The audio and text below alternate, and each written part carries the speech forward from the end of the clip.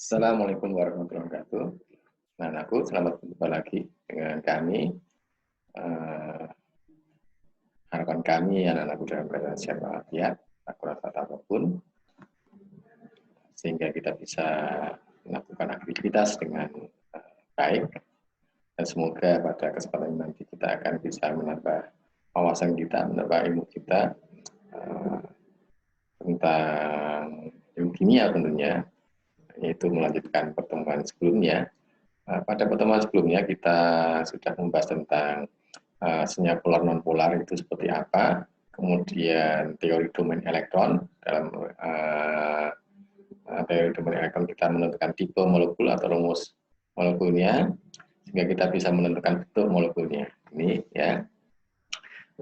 Pada kesempatan terdahulu kita bisa menentukan pasangan elektron ikatannya berapa, pasangan elektron bebasnya berapa, tipe molekul atau rumusnya itu apa, AX2, apakah AX3, apakah AX2E, dan seterusnya. Ini. Dan kita juga dari tipe ini atau rumus ini kita bisa menentukan bentuk molekulnya, apakah linier, apakah segitiga datar, bengkok, dan seterusnya, sampai linier, oktahedral, piramida sisi 4, segi 4 planar atau datar sama saja ya. Kemudian kita juga sekaligus bisa menentukan sifat polar non-polarnya. Nah, saya sampaikan untuk rumus atau tipe molekulnya, jika tidak ada E-nya, itu pasti sifatnya non-polar, jika tidak ada E-nya.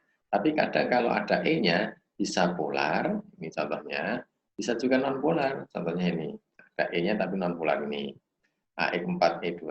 Ini berkaitan dengan bentuk molekulnya simetris atau asimetris atau tidak simetris. Yang simetris itu polar, yang asimetris itu yang simetris itu non polar, yang asimetris itu yang polar.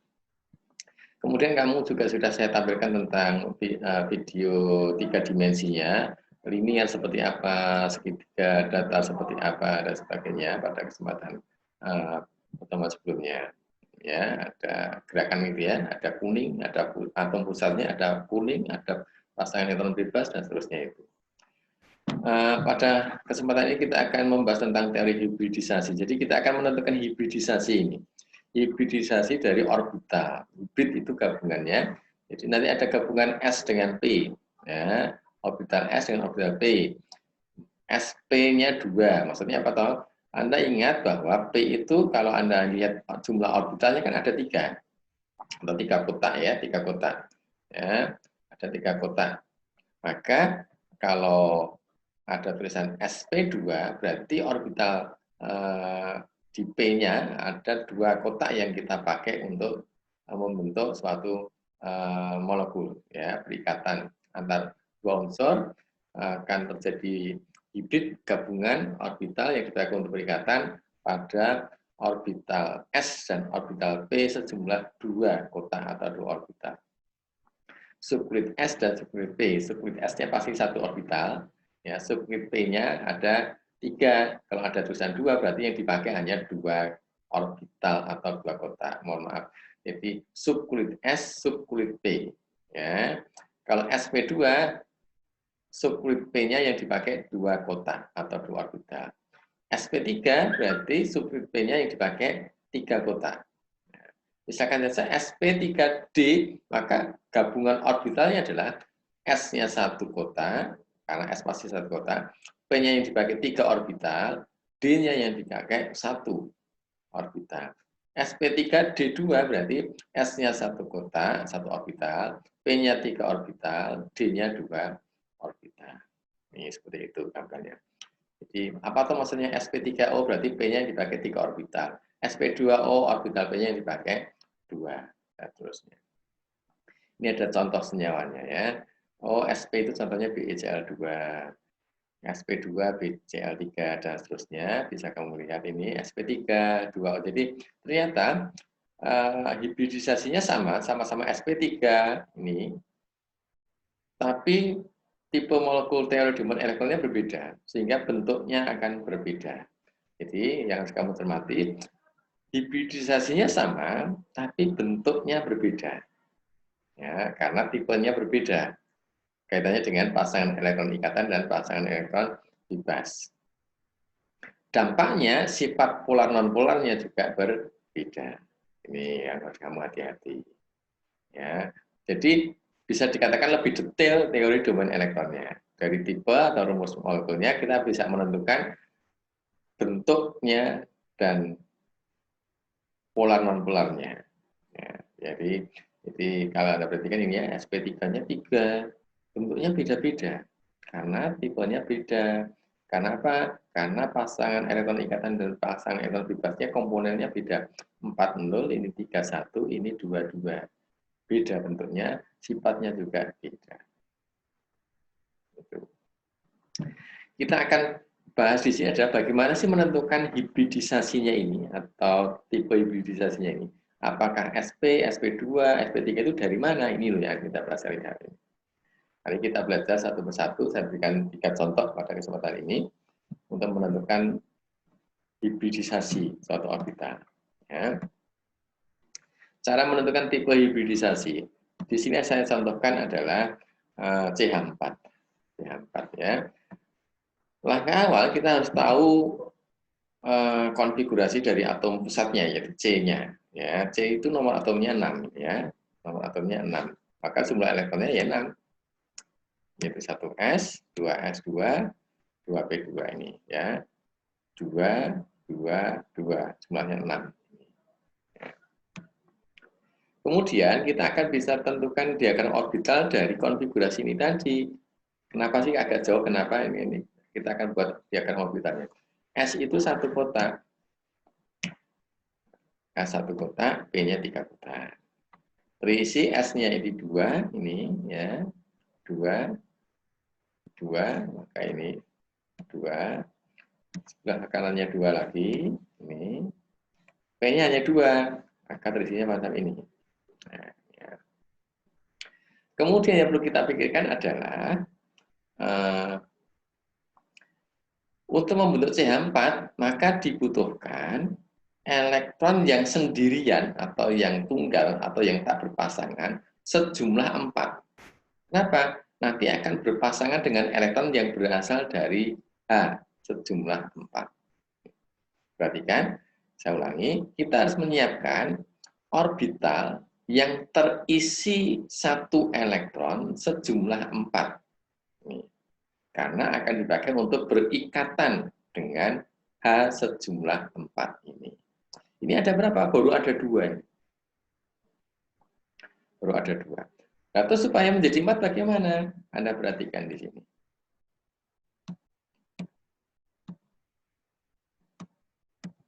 Anda perhatikan. Nah, ternyata menjadi macam ini anakku. Jadi yang semula tadi ini berpasangan, ini pindah ke sini. Nah, namanya elektron promosi. Ya, ini pindah ke sana. Yang semula ke bawah, tapi ini menjadi ke atas. Ya, jadi yang terakhir ini kan tadi yang bukan yang terakhir ya, dari S yang berpasangan ini menjadi tak berpasangan dan elektron ini pindah ke sana. Namanya elektron promosi. Nah, kalau macam ini kan sudah ada 4 orbital yang elektronnya sendirian atau tak berpasangan. Nah, ini loh ya, yang nantinya akan diisi oleh elektron yang berasal dari H. Sejumlah 4. 1, 2, 3, 4. Maka menjadi macam ini. Ini saya kotaki ini loh yang nantinya akan bergabung atau mengadakan hibridisasi. Nah, terhibrid gitu ya. Ini. Jadi menjadi macam ini. Orbital hibridisasinya adalah macam ini sekarang. Nah, ini elektronnya. Mohon maaf. Jadi ini bergabung, ini sendirian semua, ada 4, ya, ada 4 yang sendirian, kemudian membentuklah CH4. Nah, macam ini. Nah, ini dari C, ini yang dari H, ini yang dari H, ini yang dari H kedua, H ketiga, kemudian H keempat. Ini berarti hibridisasinya apa? Ya, kita lihat saja asalnya dari mana tadi. S-nya 1 kotak, P-nya 1, 2, 3. 3 kotak, maka SP3. Maka SP3. Ini tipe hibridisasinya adalah SP3. S-nya yang ini, paling tepi ini, P-nya sejumlah 3 yang ini. Nah, inilah cara menentukan tipe hibridisasi. Terus bentuknya apa? Kita lihat saja tadi datanya tadi. Oh, SP3 itu bentuknya tetrahedra. Seperti itu. Tetrahedra itu seperti apa? Pernah saya gambarkan di pertemuan sebelumnya. Kamu bisa melihat videonya. Oh, tetrahedranya itu seperti itu toh. Itu ada videonya. Itu cara menentukan contoh yang pertama ya anakku, menentukan tipe hibridisasinya C4 itu apa? Oh, ternyata SP3. Nah, nanti sifatnya juga bisa di sana kelihatan, tapi sifatnya itu kalau dari hibridisasi bisa salah. Sifat itu paling menentukan polar non polarnya ya dari tipenya itu. Ya, karena sama SP3 bisa polar bisa non polar tergantung tipe molekulnya dari teori domain elektron. Berikutnya satu yang kedua adalah NH3. Sama caranya kita menentukan konfigurasi elektronnya N yaitu 7. Ini 1S2, 2S2, 2P3 tambah 1-nya. Ini 2, 2, 3, ada 7. Diagram orbitalnya sama caranya. S-nya 1 kotak, S-nya 1 kotak, P-nya 3 kotak. Ini diisi 2, diisi 2, 3 itu 1, 2, 3. Ini 2, 2, 1, 2, 3. Nah, kemudian yang perlu kamu pikirkan setelah kita mendapatkan gambar diagram orbital, apa yang kita lakukan? Kita lihat yang akan masuk di atom musat atau berikatan dengan atom musat itu apa toh? Oh, ternyata H. Sejumlah berapa toh? Oh, 3. Nah, ini loh. H sejumlah 3 inilah yang kita siapkan elektron tak berpasangan sejumlah 3. Nih. 1, 2, 3. Kebetulan sudah sama. Ya, kebetulan sudah sama, yaitu 3 elektron tak berpasangan. Maka tidak ada elektron yang pindah seperti pada C4 tadi. Langsung saja berarti nanti H itu menempati ini. Maka hibridisasinya, gabungan hibridnya, jadi yang namanya hibridisasi kan gabungan. Berarti ada 2 orbital atau lebih bergabung. Jadi hibridisasinya atau orbital hibridisasinya ya sama seperti tadi. Nah, ini yang akan bergabung. Nah, ini masih tetap. Nah ini. Jadi gabungan itu pasti 2 atau lebih. Ya, 2 atau lebih. 2 atau lebih. Jadi ini. Ini yang akan bergabung. Ya. Ada 3 H akan masuk di sini. 1, 2, 3. Yang masuk elektronnya. 1, 2, 3. Nanti kita akan mendapatkan orbital hibridisasinya adalah sama ini. Nah, bergabung dari 1,3 menjadi langsung 1 bagian terhibrid tergabung. Ya, kemudian kita menentukan isi elektronnya. Berisilah elektron. Nah, ini NH3. Ini diisilah oleh H. 1 H pertama, H kedua, H ketiga. Ya. H pertama, kedua, ketiga ini jumlahnya 3 ini. Maka tipe molekulnya apa? Tipe molekulnya ya ini sama. S-nya 1 kotak, P-nya 3 kotak, maka SP3. Ya, jadi SP3. Ini tidak ikut digabungkan ya, hanya yang bergabung adalah SP3. S-nya 1 kotak, 1 orbital, P-nya 3 orbital, 1, 2, 3. Bentuknya, nah, kalau bentuknya nanti bisa salah. Ini bukan tetrahedral, tapi segitiga piramida karena tipe molekulnya AX4E. Oh sorry, AX3E. Jadi AX3E itu bisa kita katakan dari ini anak-anakku. AX3, tiganya mana ini? Yang berikatan ini. 1, 2, 3. E-nya 1, yang maksudnya ini, bebasnya ini 1. Ini dari tipe ini sebenarnya kita bisa menentukan tipenya juga. A itu atom pusatnya, X itu yang berikatan kan ini. 1, 2, 3, berarti AX 3, E-nya hanya 1, ini yang pasangan elektron bebasnya 1. Berarti tipenya AX 3E. Nah, AX 3E itu bentuknya segitiga piramida atau trigonal piramida, sifatnya polar. Gitu. Ini anakku. Jadi dari hibridisasi kita bisa juga menentukan tipe molekul atau tipe domain elektronnya. Jadi tipenya yang mana pakai teori domain elektronnya. Jadi dilihat pasangan elektron bebasnya ini bisa dilihat. AX3E. AX3, 1, 2, 3, terus E. Sifatnya polar, karena bentuknya asimetris. Contoh yang terakhir anak-anakku adalah H2O. Oh, sorry, maaf. WCl5 ya, WCl5. H2O-nya untuk tugas, mohon maaf. P itu ada 15, kita buat konfigurasinya macam ini. Ya. Jadi yang kita buat adalah konfigurasi yang saya singkat, karena yang terlibat dalam perikatan nanti adalah kulit valensinya atau elektron kulit terakhirnya. Ini enggak terlibat dalam ikatan, maka kita cukup singkat saja. Ne, sisanya 5. 3S2, 3P3. Jadi yang terhibrid itu adalah kulit valensinya, ya. Kulit valensinya atau kulit luarnya.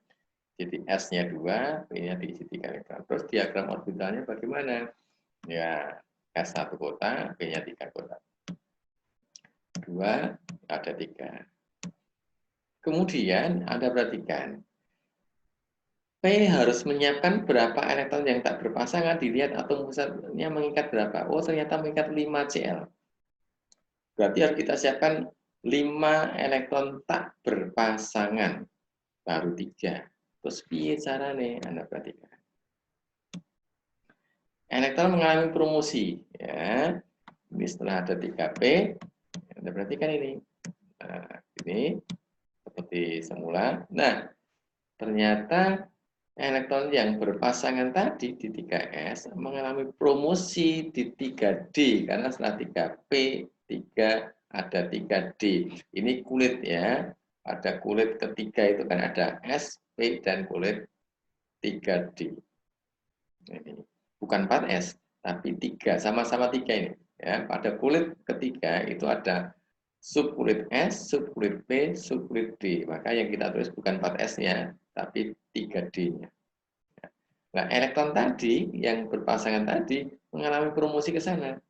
Apa setelah mengalami promosi? Terlihat sekarang sudah siap elektron yang tak berpasangan itu 5. 1, 2, 3, 4, 5. Sesuai pesanan ya.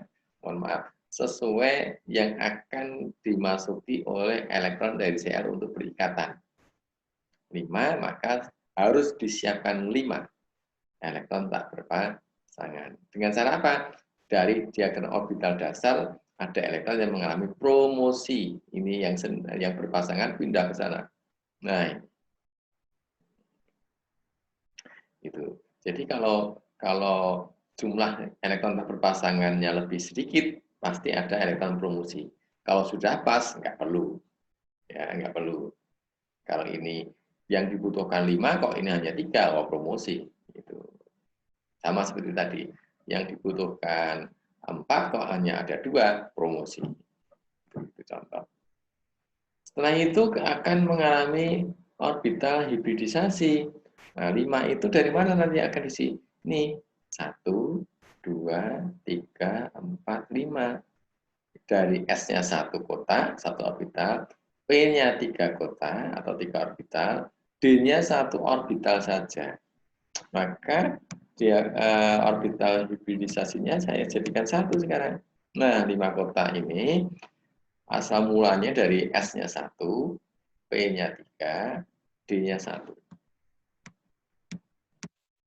Nah, macam itu. Setelah siap macam ini, masuklah Cl sejumlah 5. Ya, BCl5 ini masuklah Cl sejumlah 5. Ini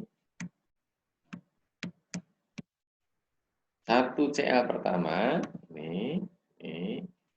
Terus Cl yang kedua, Cl yang ketiga, Cl yang keempat, Cl yang kelima.